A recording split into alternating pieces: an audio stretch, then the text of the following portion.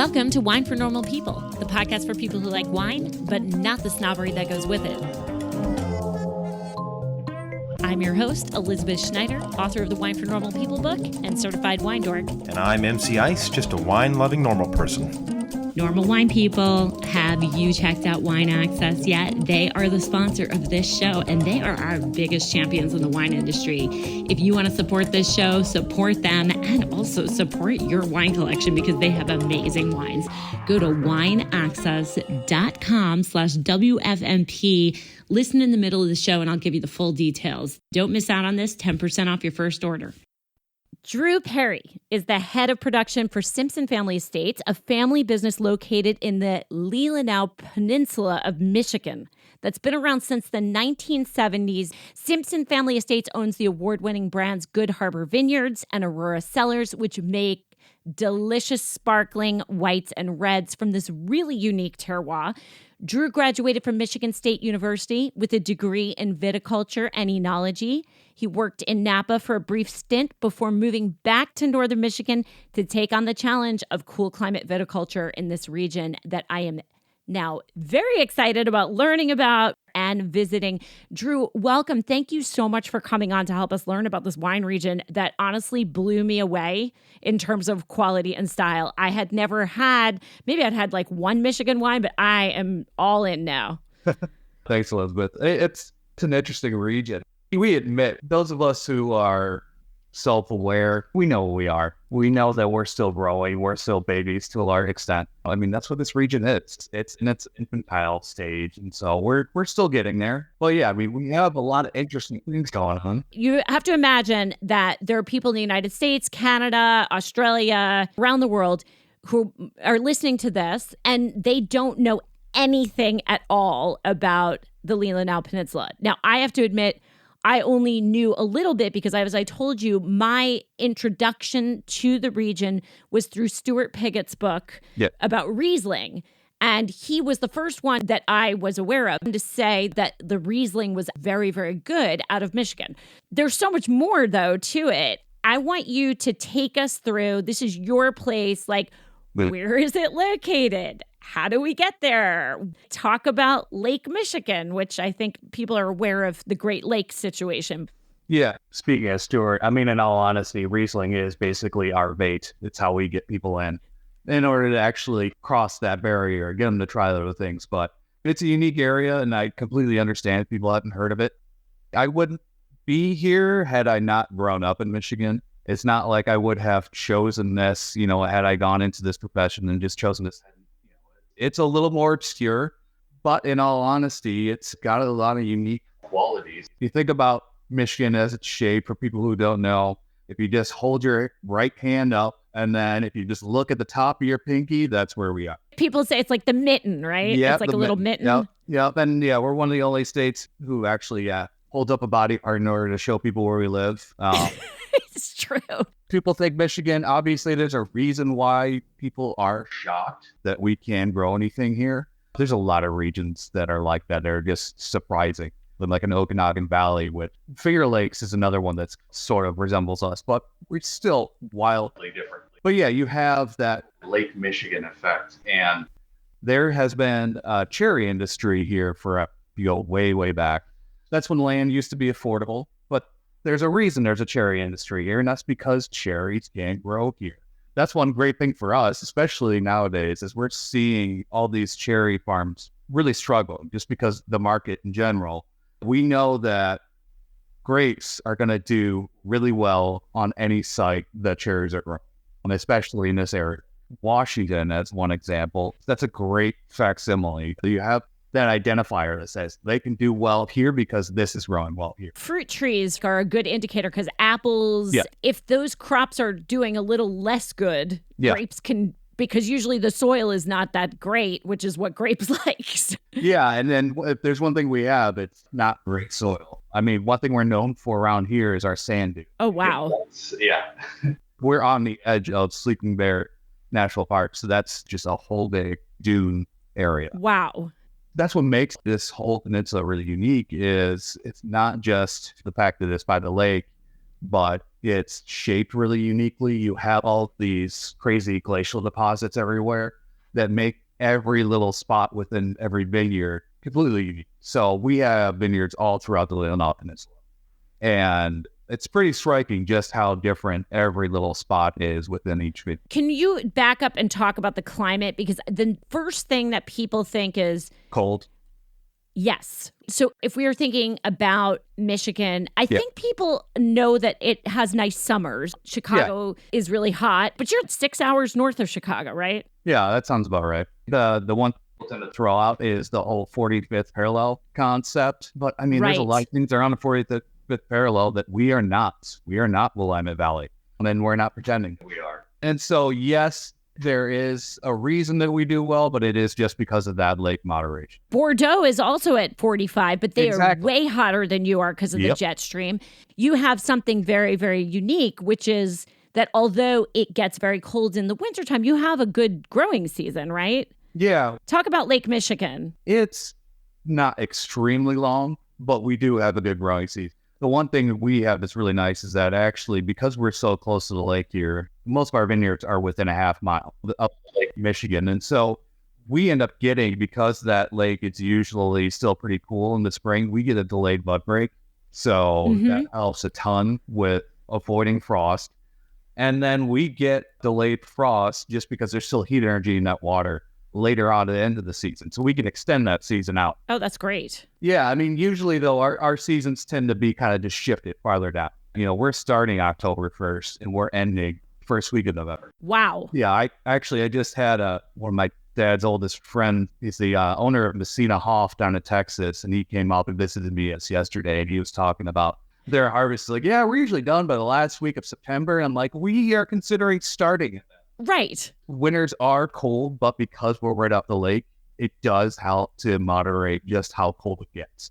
We are not freezing over as much as we used to. Whatever. So climate change. Yeah. Whether that's for the best or not, I mean, I know we have a lot of old timers here in the area that miss those days when it used to freeze over completely. But for me, that's great. If you're trying to make wine, it's great, obviously. Yeah. And it's, you know, we also get the lake effect snow, which is fantastic. What we rely on, because we're going to be below 5 degrees every winter, no matter what. And a lot of those varieties are susceptible once you start getting into that range. And we rely on getting buried by the snow. We have... Really? Yeah. We need to have at least a couple feet. So we always have snow insulating the vines. And so... That makes sense. Our last year that we got wiped out was 15. And it was because there was no snow to insulate the vines. We had borderline just no snow and really cold temperatures.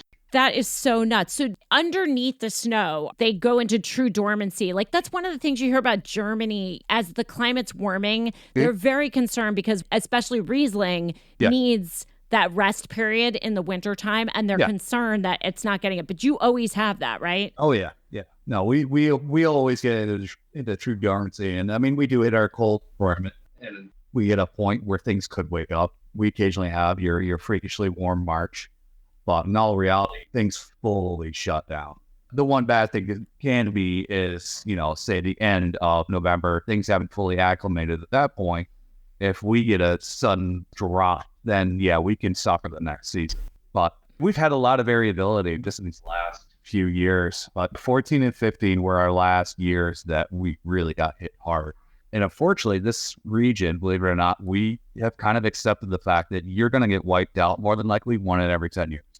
There's a lot of regions that used to have to accept that fairly frequently. So that has to be a part of your calculation, what you're doing every year, honestly. It is very, very difficult when you're in those kinds of climates. The Loire used to have that. Yep. Champagne had it. Burgundy had it. So you're saying in 15 you made no wine? Very, very little. 14 was even worse. 14 was pretty much 100% wipeout, where actually a lot of vines were dying. 15, it was, I would say, about a 90% loss. And then 16 just exploded. Those are years where you have to just get creative. We have to rely on American appellation in years like that because you just don't. So you buy fruit. Yeah. Does it rain a lot during the growing season or no? Not a ton, but it's not extremely dry. Every now and then we'll see a period of say like 3 weeks where we're just really dry. And that can hurt a bit if it happens like right after planting. But for the most part, we get a good amount of rain. We can have a little bit of excessive rain, but it's not consistent year in, year out. We had like, let's say it was 20, we had a record rainfall, but then we will have like long periods of drought right after that. It's a little all over the map, but I would say we're definitely good when it comes to rainfall. You don't irrigate. We can dry farm. In theory, we're finding it harder and harder though. And that's really the timing. The last 2 years, we have hit completely dry May or end of May and through June. That's really stressful when you have just such a shallow little root zone and then those little plants are just trying to get going. I mean, we've had a lot of struggles the last few years. Kind of at a point now where it's, okay, well, it's going to get you up faster. It's going to get you onto the wire a year earlier on average. So we're encouraging most people who have the ability to do it. To irrigate, you're saying? None of ours are irrigated. So we're now having to retro a lot of ours. But you've got some older vines, right? Yeah, we do. So they probably need it a lot less. Those are deep root systems. So we don't really have to worry about those, but it's for establishment. That's after those first 4 years, we don't really need it. Every region, even in Europe where irrigation is illegal in most places, the first 3 to 5 years, you are allowed to water the vines to have them established. So it's not really that much different than any other zone. Yeah. Let's say that we love your wines, which I do, and there's vintage variations. Is it wild vintage variation? Is it more in the reds than in the whites? What would you say the character of the wine is from year to year? First of all, I want to say I love wines of vintage because that's really what wine is about. It's about each year being a little different. But I wonder, is it wildly different? Like, are some years going to be like fruit bombs and some years going to be nothing, or what? The smaller you are, the more it varies. We are approaching being the biggest grower up here, will be in the next 2 years. And so we have enough vineyards all throughout the peninsula that we do have a good amount of variation just kind of year in, year out. Certain sites develop better than others. So even in a poorer vintage, we have some good selection that we can work with and kind of cross blend across.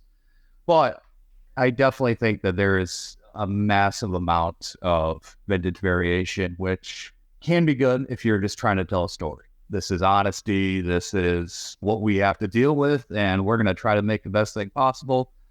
It's an exhausting pitch, but it's reality. I don't have the choice of saying it's 2019 and that's just the way it was, so too bad. I still have to try to make the best thing possible. And so my number one goal is I work with our vineyard team as well and kind of help design things from that point up. My goal is to get that fruit to the highest quality possible and then make sure that once we get into the winery, we're taking that one step up. We're not taking it at least one step up. We fit. You, as a winemaker, where you are, from what you're telling me, you would not be a very good winemaker if you did not have some hand in the vineyard. You have to have involvement because it's such a tricky process. Yeah. I want to talk about the land, though. I was really surprised to know that you have some really high elevation sites. Yeah. Are some of them sloped? Is it flat? Describe to us the terrain. You've said that already we're on this enormous lake. I think it's hard to explain how big Lake Michigan is. I haven't been to Michigan. I've only seen it from Chicago. But it is enormous. It looks like the ocean. It's a small. Yeah. If we could explain it to people, you can't see the other side. It is huge. No. It is really interesting that you have some sites that are up really high. Some must be on sand. Some must be on different soils. Can you talk about the attributes of terroir? Because obviously terroir is way more than soil. So are there elevations? Are there things that are north facing, south facing? How do you work this out? Yeah. Thank you for saying that, by the way. That drives me crazy. It drives me crazy too. So, if you really think about it, that's our sites, because just all shaped by glaciers passing through however many eons ago. Our sites are, on average, at least 900 feet elevation. Wow. And so everything is sloped, and it has to be, especially on this peninsula. So we have a peninsula right next to us called Old Mission, which it's a little bit different because they're smaller. They're only about a half mile wide, about 18 miles long. Everything is a little more similar. The land's a little bit more uniform, but there are a lot of slopes. Leelanau Peninsula, because it's right off Lake Michigan itself, so it's not in a protected bay, gets a much higher degree of temperature variance of just winds coming in off the lake. And so you have to be very specific about where you're planting, because if you plant in the right spot, you can grow just about anything. But I always used to tell people this story of like the first day I came to work for Sam and Taylor, I parked in the parking lot at Aurora Cellars, and it was 14 and it was -8 degrees. And then I drove a half mile down the road, a little bit farther inland, and it was -23 degrees. This is Fahrenheit for the folks that think in Celsius. Yeah. Yeah. I don't know what that translates to. This little peninsula, we're really close to Traverse City, which is, a big city in Michigan, relatively speaking. And I have heard that apparently the temperature variation between Traverse City and Lansing is less than the temperature variation within our little peninsula. So you have like almost half the state. If you're just going straight down, it doesn't vary that much. But this little peninsula, because all its little nooks and crannies and the way the air moves through it, it's very unique. It makes it so that you can grow a lot of things, but then you better know your site ahead of time. In the Finger Lakes, one of the things that the producers talk about there is it's all on slopes. Have you been to the Finger Lakes before? Yeah. Yeah. So they're all on slopes and the air kind of drains out onto the lake. So the cold air is coming off of the slopes, and that really helps them a lot. Is that what you're having also in some sites? It's like a toboggan. It just shoots out. I mean, you can. Wow. I've seen vineyards where they cut one hole and maybe a tree line, and then you could just see the way the cold air started to funnel, and it wiped out every panel in the same shape of that tree line that they opened up a hole in, just to let the cold air through. So everything started through. I mean, it's shocking just how specific that air's moving. It's like that on all of our sites. Try to be very specific about where we're planting, what we're planting, and that's kind of where things start. It's just site selection and then just planting the right things in the right places. And then obviously we have our soils, which is a part of the whole equation. Whether it's sandy loam, there's a fair amount of clay deposits everywhere as well. It's never uniform. You have a couple of wines that are from single vineyards. Yeah. I'm sure you don't make those every year. Do you make them every year? It depends. There's certain styles. So let's say it's like a barrel fermented Chardonnay. I try to avoid barrel fermented Chardonnay unless I feel like the vintage justifies it. And then there's certain reds. We've had years where it's not going to happen. And so we need to be creative and just do something else a little bit. Frankly, people are ecstatic. I don't know if they just appreciate the fact that you didn't try to do something that wasn't there, or, you just said, no, we're going to make something that makes sense, that everybody can enjoy, and it still tells that vintage variation story, and it's honest to the environment. We're going to talk about winemaking in a second, but I also want to talk about the history of the region because it's old. I mean, it's old like you and I are old. Grapes have been grown here since the 70s. Yeah. The AVA started in 1982. Yeah. Did they start with vinifera or did they start with hybrids? Okay. And then why did people say, we can do this? You're looking at the Finger Lakes and saying they can do this, we can do this, or what? Again, I sort of feel like that's the closest analog because they have glacial soils, they have the deep lakes. I don't know. Tell me. So yes, it initially started off, we had a small winery called Bosque, quirky guy who started that up, and it was all hybrids. And he stuck with that forever. And then what ended up happening is you had 4 people who basically came in there, the 4 horsemen who started this whole thing. And it wasn't seen as a serious venture, which is why it didn't just boom from there like some of these industries do, where it's like, oh, this is possible, let's all jump in on this. Instead, they were kind of seen as a little bit odd. We had one guy who ended up being solely a bubbly producer. We had Bruce, who was Bruce Simpson, who was Sam Taylor's dad, was one of them as well. And they all just kind of hung out together. They all just talked shop together. Bruce actually at one point decided he didn't want to be a part of the family cherry farming. And so he went out to Davis and for winemaking and came back and said, no, I'm going to try to do grapes here.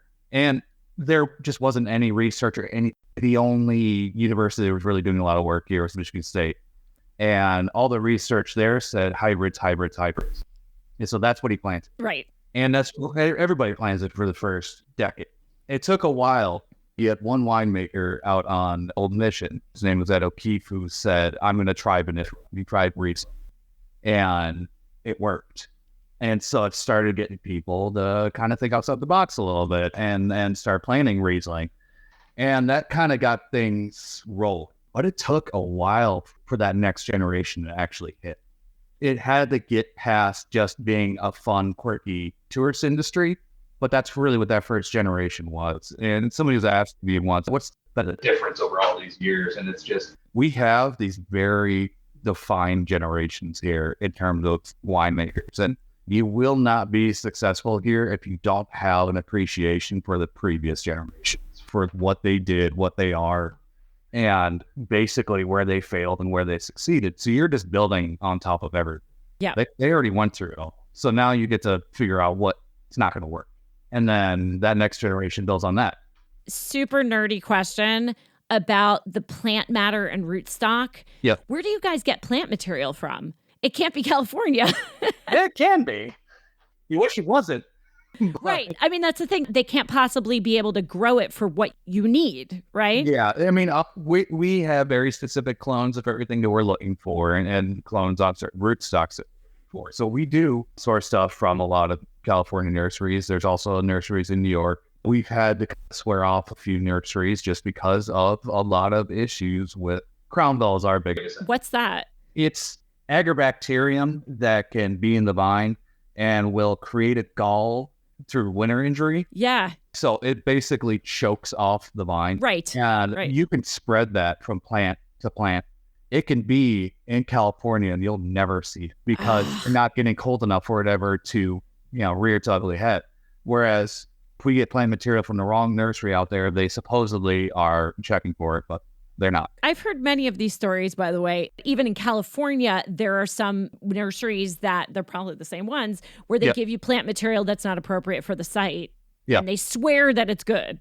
We had to learn a few lessons the hard way where we started figuring out, okay, we need very specific nurseries and we need to be buying our plant material 2 years in advance, not just 1 year in advance. Like making sure we're going to get exactly the clones we want on the right rootstock and that it's going to be ready for us when we want. It's important everywhere, but where you are, it's just too risky, it seems. You have 200 acres total? Just a little under that. We'll be at 300 in 4 years. Wow. So, yeah. That's pretty big. That's a lot to manage. Big for the area. Obviously, there's a lot of regions that it's small, but I mean, that's been our goal for a long time. We have all this land that's planted in cherries. We've just been ripping them out, planting in areas every year. We're trying to plant ahead of our need because that is by far the most limiting factor to growing in this area.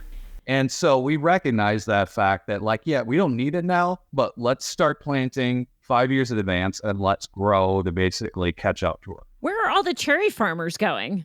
Most of them are aging out because the people still kids like don't cherries. Yeah. The younger generation doesn't want it, or they're getting converted to high density apples. Okay. So that's one thing. Or honestly, we're trying to keep it in ag and we're trying to turn it into stuff for us. I mean, there's a couple of bigger cherry families around here that will stay because they're so diverse. They're always going to be strong. But there's a lot of little ones that just can't sustain. I mean, it would be a shame because I think Michigan is definitely known for having really good cherries. So it'd be sad if they were all gone. I really hope you're loving this show. I love learning about new places that I had no idea were so cool. And I'm telling you, the wines of the Leelanau Peninsula, at least of Good Harbor and Aurora, are well worth your time. This is a really cool conversation. I obviously enjoyed it and had lots of fun. I hope you're enjoying listening to it. The other thing that you're going to enjoy, if you have not checked them out, is Wine Access. Listen, normal wine people, we all want a good deal. We all want really great wines. We want to find things that maybe we can't find locally. Maybe we want to wow our guests when they come over. Wine Access is the key to that. They are amazing at customer service. They have a team of professionals that goes all around the world, has great supplier relationships in every country. These are excellent wines. Just sign up for the daily email, check it out. Go to wineaccess.com/WFMP. You'll get 10% off your first order. And they have amazing educational materials. I could go on and on. The customer service, the quality of the wines, the general standards that they hold themselves to But once you get on the site, you're going to see it automatically. I don't partner with people I don't believe in, and they really believe in us too. So please go to them today if you haven't been, to wineaccess.com. And if you want to join the wine club, wineaccess.com/normal. This shipment coming up is going to be all wines from podcast guests who many of you love and always say, oh, how do you get these wines? Serge Doré. We have 6 wines and all of them are from Serge's collection. He and I have selected them just for you. So if you want in on that, go to wineaccess.com/WFMP. Do it today. Hey, you know what? Wine Access is great supporters of us. But without Patreon, we can't continue to do this podcast. So we give a huge shout out to all the patrons. And we thank you if you're thinking about joining and you decide to take the leap. patreon.com/wine for normal people is how you can join the community. It's fun. We have great discussions. That's where I post all of the materials that might be interesting to you about wine, all the dorky details, all of the inside dirt about the podcast. If this is something that you're interested in, join today for $20 a year. That's like a week at Starbucks. You can be part of this community and just know that you're really supporting this podcast, and we really appreciate you. So patreon.com/wine for normal people. And don't forget to check out the classes on our fabulous new website made by 5 Forests, winefornormalpeople.com/classes. Now let's get back to this really cool show with Drew Perry from Good Harbor and Aurora Cellars. All right, let's talk about you and how you wound up getting into this crazy thing. I have to assume that you're growing up in Michigan and you weren't like, you know what I'm going to do? I'm going to go to the Leelanau Peninsula and I am going to become a winemaker. How did you fall into this? It's mostly because of my father. He ended up becoming the head of horticulture at Michigan State University. Oh, wow. He lived outside of East Lansing in a town called Hazlitt.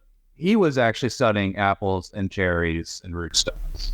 And so obviously I always kind of had that in my brain and in my background. So I was always surrounded by this stuff, but always saying, no way, no way, no way am I going to do this. I mean, I just grew up in a neighborhood and it's not like I grew up on an orchard. The other thing, though, he had in his background was he actually did his PhD research. He went to Texas A&M for his PhD and did grape growing. His PhD was based around proving that you could grow grapes for winemaking in Texas. Was it the Hill Country? He helped Sina Hoff start. They worked with him on how to plant their first vineyard. He was always excited about that, but then he got into other stuff, but he always loved winemaking. So it was always around me. I wouldn't say I grew up European, but it was the kind of thing, if they had wine for dinner and I wanted something, it wasn't frowned upon. And so it was always vaguely there in the background and sort of a part of my life. Come college and I was pre-med, which means undecided. But science undecided, as opposed to pre-law, which would be like artsy undecided. Yeah, I am scientifically uncertain. That was not going so hot at Michigan State University. I hit a point where I was still not sure what I wanted to do. And I got a job at the research winery there because a friend I was playing soccer with happened to work there and was doing his PhD work there. So I'm like, oh, cool. If I can get a job there, I can help you with your PhD research and, just kind of collect some stats and whatever it is you're doing. And it was actually through that I finally started meeting people who were in that viticulture and enology research at Michigan State. I started realizing that they're not the same people I always associated with horticulture. Right. They were very different, and they were not what I thought of when I thought of wine and wine people. I had no idea what wine people were, but these were not the people that I thought I was going to be meeting. And so I was like, okay, this is actually interesting. These people are very cool. They're clearly intelligent. They're driven. I like this. So Michigan State had a viticulture and enology program. Problem is, nobody knew about it. I did because it was underneath horticulture. Okay, got it. There you go. Yeah. And so... how many people were in the program, though? It couldn't have been that big at the time. Oh, no. We graduated a total of 4 people. What is it now? It must be pretty big now. Oh, it's dead. What? My father actually canceled the program while I was in it. Thanks, Dad. Luckily, I was far enough along, I was still able to graduate. in all honesty, I think he was pressured he never admitted this, but I think he was pressured to cancel it earlier, but I was already in it. Right. And so he was able to keep it going just long enough for me to finish. Thank goodness. There were some people in it, but people weren't finishing. So it's like they'd offer an internship and then they just keep doing internships or they just wouldn't come back and they wouldn't finish it up. And so they didn't really market it either. Michigan State doesn't have quite the same relationship with its wine industry that Davis does with NAC. There is a gobs of money pouring into the research. The people there who are doing the research are doing the research to keep publishing and to get tenure.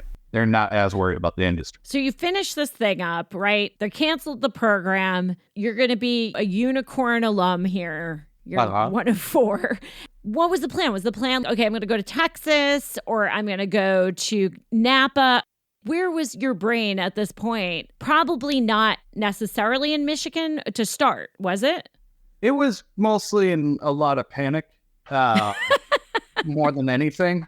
Because you're done. And the one thing is I ended with going out to Napa, out to Pine Ridge. Nothing there we did applied whatsoever to here.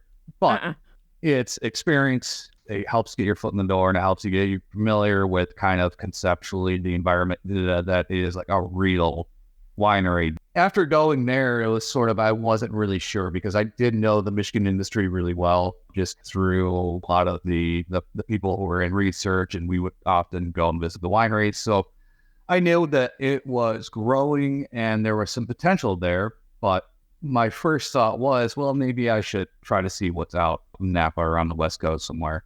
And after a while, I kind of got to a point where I realized I could do that, but I really had this drive to come back because I did feel like Michigan was going to be something bigger than what it was. And I didn't want to just get swallowed up by the West Coast industry and be a nameless face there. It's so hard to make headway. I think also the viticulture is less challenging and winemaking is less challenging. At least, again, this is what I've heard from people who are in other places where it's very difficult to make wine. People go out to California and they're excited to do it. They go for a year or two and then they just say it's wonderful, it's easy, there's lots of money. Yeah. But at the same time, there's not the creative challenge, like the things that you were talking about with the vintage variation. Yes, they're having more of it. But the things you have to think about each year, making wine in the climate that you're making wine, you would never have that anywhere in any of the regions out there. And it takes a whole level of like kind of masochistic personality to really say, this is what I want to do. Yeah, I always kind of do feel a little torn because I talk to people who are like, oh yeah, this person's a really great winemaker. He made this 94-point Syrah out wherever on the West Coast. And then I just sit here and think, you're supposed to do that. It's not as challenging. Obviously that's not a slight on anyone who does that. It's more just, that's not what this is.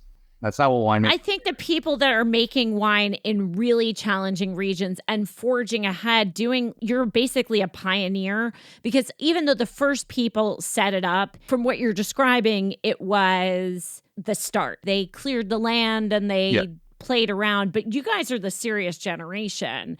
When you got back from Napa, what were you doing before you start? Because you didn't start till 2014 at Simpson Family Estate. I was with another winery, one that had started up in Traverse City. Okay. It's a winery called Leftfoot Charlie. I knew the winemaker. I know. I knew the winemaker. Good name. I like it. I had a lot of respect because he was that next generation. And there was this very defined next generation. And those were the ones that really got things going. I really took that next jump. But there was still a lot of work to do. And so I had a lot of respect for him. And when I found out he was breaking out on his own, to start his own thing, I wanted to join up with him. I was making wine with him for 8 years. It was like a custom crush operation. I mean, this will be my 19th-ish harvest. Oh my gosh. All I've really ever done since leaving California was doing custom crush.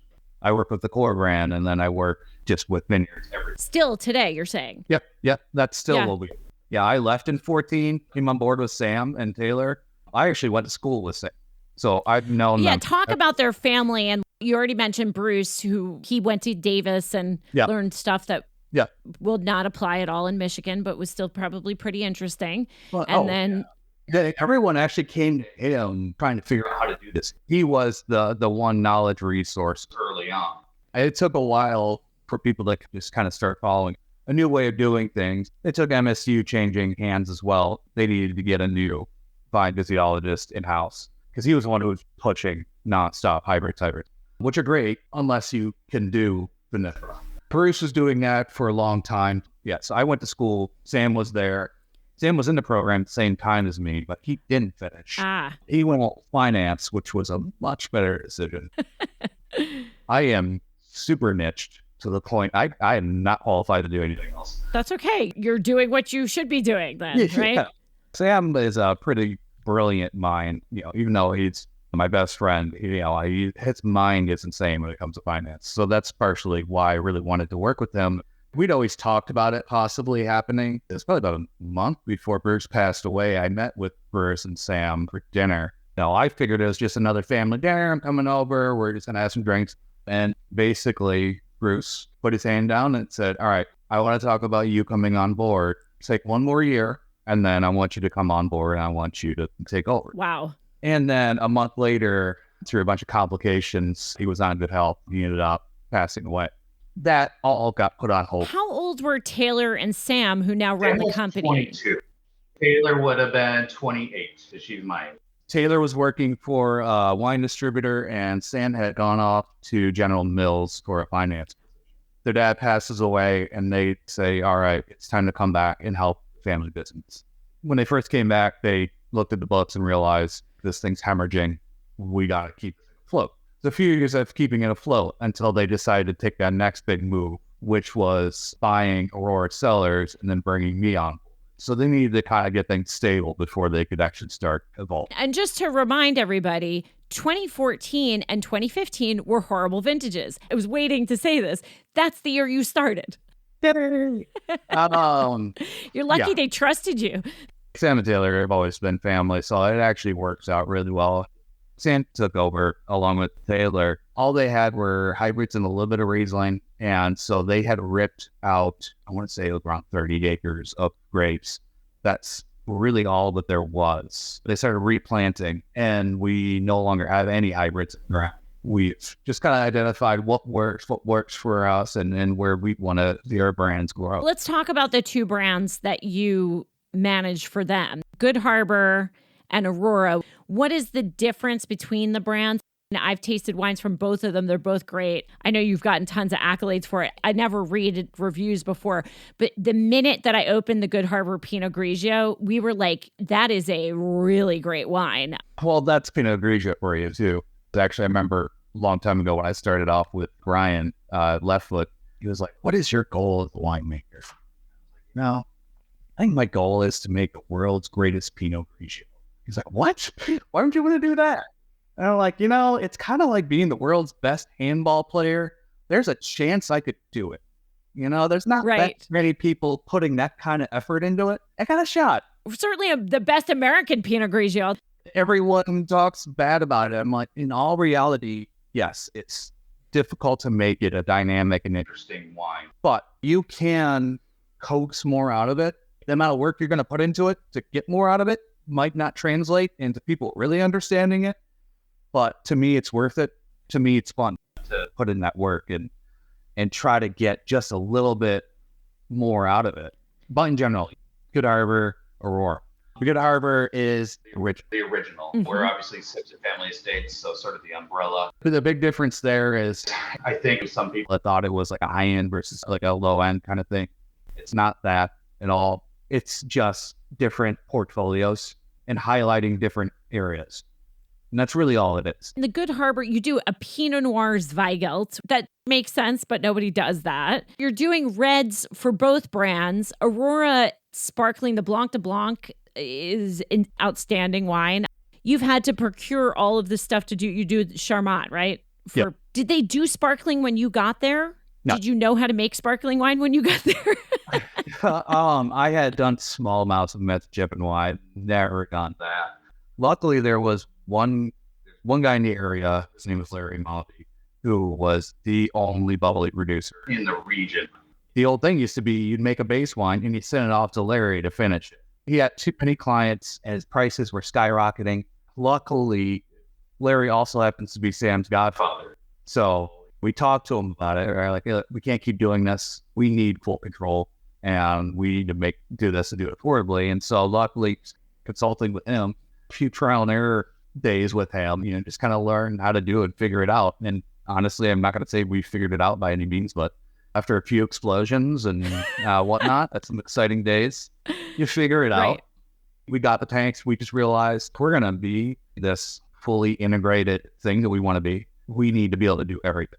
We can't be sending stuff off. We need to be able to put our own touch on everything. So I want to be able to shape the vineyard, to get that fruit in, make my decision as to how I want to process it, and then I want to be able to choose how I'm going to do that secondaries. I guess you make some of the same varietals for Good Harbor and Aurora, right? Yep. You have a Cabernet Franc from Aurora, I think is also fascinating.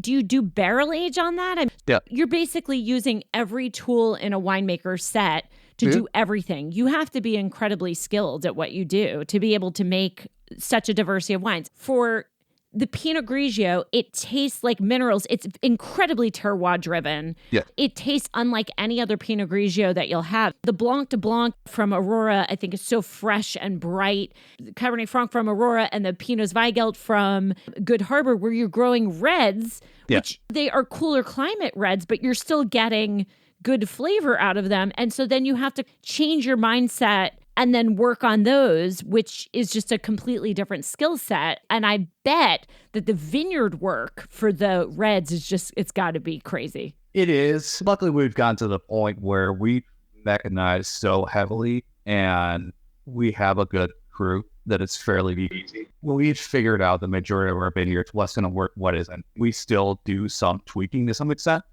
but we don't go too crazy when it comes to vineyard. I mean, we're just trying to make sure we're not cropping to such an extent that it's unrealistic. We're not doing like 1.5 tons or 1 ton per acre, in order to ripen things. We're still trying to get a reasonable crop out of everything. People talk about sustainable viticulture. We need sustainable culture. We need to be able to have a business that makes sense.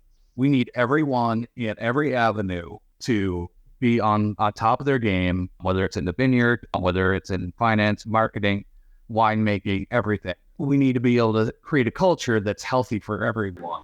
Obviously that starts with healthy vines, and that goes then into the winemaking and making sure you have a good team that you can support everyone and you can have a business that's sustainable. Right. Along with, you're not making unrealistic sacrifices in the vineyard. We try to have the best practices possible, but it is just about making sure that what we do can be realistic and can be scalable, and that we can maintain quality at the same time. So we're trying to find that balance of like, we're not going to do things that are so crazy where we're going to make this fruit be so expensive that we can't do this rationally. We need to make sure that we can get the best quality possible. When it comes to red, it's a pain.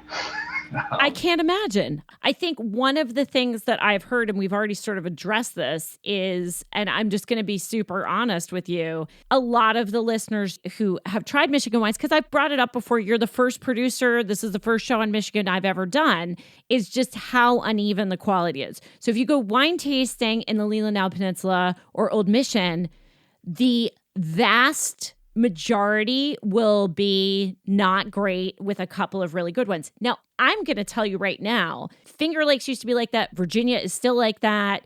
A lot of the emerging regions are like that. You have people who are like the pillars, like you guys, where you're going to go and have a good tasting experience. There's not going to be any wine that's going to be heinous. But because I'm sure you taste your neighbor's wines, right? That there's going to be some uneven quality.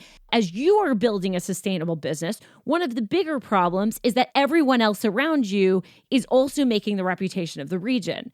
Yeah. And although there are some really good producers, there's also the risk of people not doing great stuff, not really knowing what they're doing, and making the reputation not so good. If I come up to Michigan and I don't know you and I can't call you, how do I figure out where to go? Do I look at the wine and spirits ratings?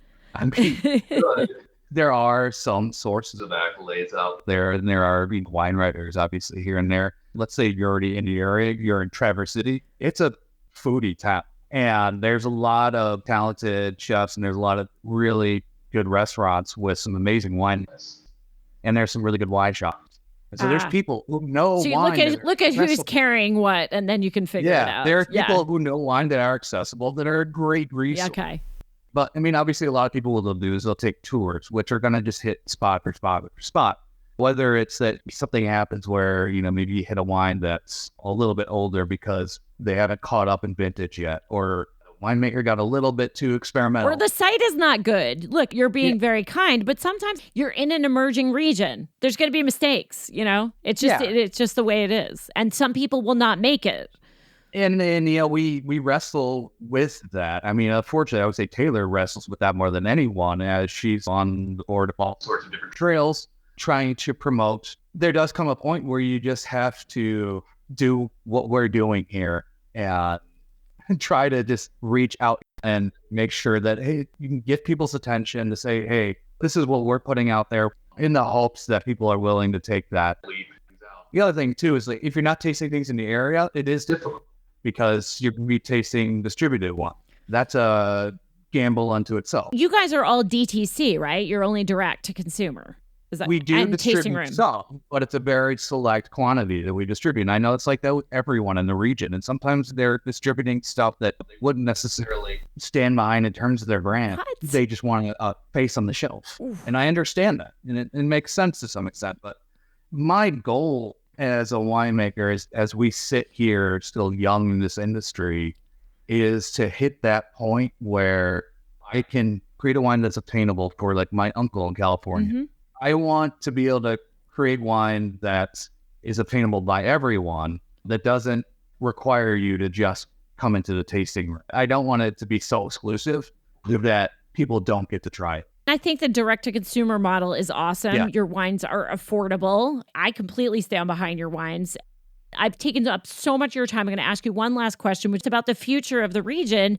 You have seen so much. You've been around for 19 vintages, and you're still young. You've got a lot ahead of you. What do you hope to see in the future of the region? If you could project out, what would you like to see happen? Do you want things to go faster? Do you hope that there's more recognition? Some people want to explode and be huge, and some people just want to be smaller and very high quality. What's your thought? That smaller and high quality, I want to hit a point where I want to be able to achieve that quality at 100,000 cases. Wow. It is possible. You're at 10,000 now, right? Or 20,000? Well, 40 for everyone. We're still looking to double in size, but there's absolutely no reason that we can't maintain that same quality of a 2,000 case wine. If we're playing our card trade, if we are investing in technology and the right people, and we're gaining efficiency across the board. I mean, at least personally for me, that's what I want to see. That's my goal. I mean, in all honesty, I want to find that tipping point. What is the tipping point at which you can't do that anymore? And then I want to come back. want to go a little too far, and then maybe come back a little bit. I want to get to where we're going fast while I am still young-ish, while my body and brain can still handle it, so that I can relax at the end of the day. But until then, I'm good with go, just getting to where we want to be, because we want to be able to really grow what we're doing so that eventually I can freaking relax. It sounds like it's a long ride and it's stressful every single year. I mean, you are on pins and needles every year, not knowing what's going to happen given where you are. Yeah. In regards to this, and then I promise this is the last follow-up, I always think that in the emerging regions, there's kind of like a band of people that often get together, like the top producers. Yep. Is there any of that going on, like the camaraderie among the top producers that have taken the lead that could drive that? Or do you feel like you guys are alone because you're bigger? Or it's a little bit of yes and no. I used to be very intent on that. We would have these winemakers tastings where all the winemakers would get together, blind taste everything, and it would be feeling constructed. Kind of lost its constructive nature after a while.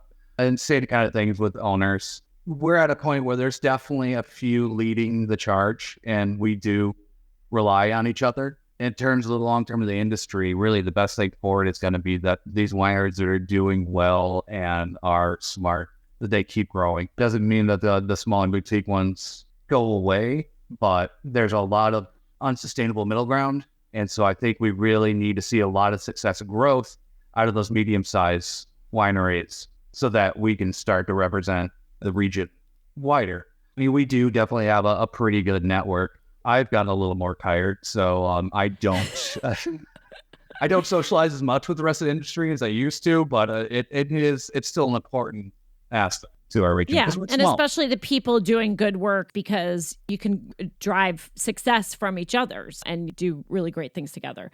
This is so interesting. I can't wait to come up and see you. Again, I've been hearing about it for at least 10 years. For the listeners, I mean, Taylor just reached out to me and I said, send me the wines, and if they're good, we'll do the show. And here we are. So I'm really grateful for your time. I really appreciate you educating all of us on the Leelanau Peninsula, on Michigan, and on some of these interesting things that are going on and the challenges that you have. I think some of the hardest viticulture is sometimes the most interesting. As wine lovers, we can really appreciate the hard work that you're doing. 19 years and still going, and it's unbelievable that you're only 25. That's really crazy. You're the prodigy. Well, thank you so much for being on the show. And with that, this has been another episode of Wine for Normal People. Thank you so much for listening, and we will catch you next time.